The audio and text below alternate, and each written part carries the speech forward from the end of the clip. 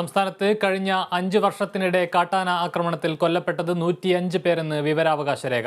Palakkad eastern സർക്കിളിലാണ് ഏറ്റവും അധികം ആളുകൾ കൊല്ലപ്പെട്ടത്. വനം വകുപ്പിൽ നിന്ന് ലഭിച്ച വിവരാവകാശ രേഖയിലാണ് കണക്കുകളുള്ളത്.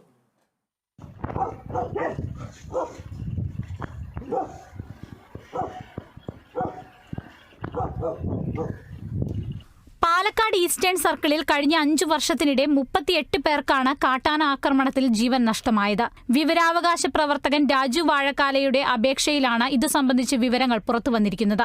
2018 മുതൽ 2022 വരെ 5 വർഷം 105 പേരാണ് ആകെ കൊല്ലപ്പെട്ടത്. 2021-2022 വർഷങ്ങളിലാണ് കൂടുതൽ പേർ കൊല്ലപ്പെട്ടത്. 2021-ൽ 27 പേരുടെയും തൊട്ടടുത്ത വർഷം 23 പേരുടെയും ജീവനുകൾ പൊലിഞ്ഞു. 2018-ൽ 20 പേർ, 2019-ൽ 15, 2020-ൽ 20 പേർ എന്നിങ്ങനെയാണ് കണക്കുകൾ. പാലക്കാട് മേഖലയിലാണ് ഏറ്റവും കൂടുതൽ പേർ കൊല്ലപ്പെട്ടിരിക്കുന്നത്, 38 പേർ. കണ്ണൂർ, കോട്ടയം മേഖലയിൽ 17 പേർ വീതവും തൃശൂർ സെൻട്രൽ സർക്കിളിൽ 11 പേരും ഇരകളായി. 10 ലക്ഷം രൂപയാണ് കാട്ടാന ആക്രമണത്തിൽ കൊല്ലപ്പെടുന്നവരുടെ ബന്ധുക്കൾക്ക് നൽകി വരുന്നതെന്നും വിവരാവകാശ രേഖയിൽ വ്യക്തമാക്കുന്നു. അതേസമയം ഇടുക്കിയിൽ കാട്ടാന ആക്രമണത്തിൽ മരിച്ച ശക്തിവേലിന്റെ കുടുംബത്തിന് നഷ്ടപരിഹാരമായി 15 ലക്ഷം രൂപ നൽകാൻ സർക്കാർ തീരുമാനിച്ചു. വനം വകുപ്പിന്റെ ദ്രുതകർമ്മസേന വിപുലീകരണം ഉടൻ നടത്തുമെന്ന് വനം മന്ത്രി AK ശശീന്ദ്രൻ പറഞ്ഞു. വന്യമൃഗങ്ങൾ തുടർച്ചയായി നാട്ടിലേക്ക് ഇറങ്ങുന്നതിനെക്കുറിച്ച് വിദഗ്ധ പഠനം ആവശ്യമാണെന്നും മന്ത്രി വ്യക്തമാക്കി. Kerala vision news, Kochi.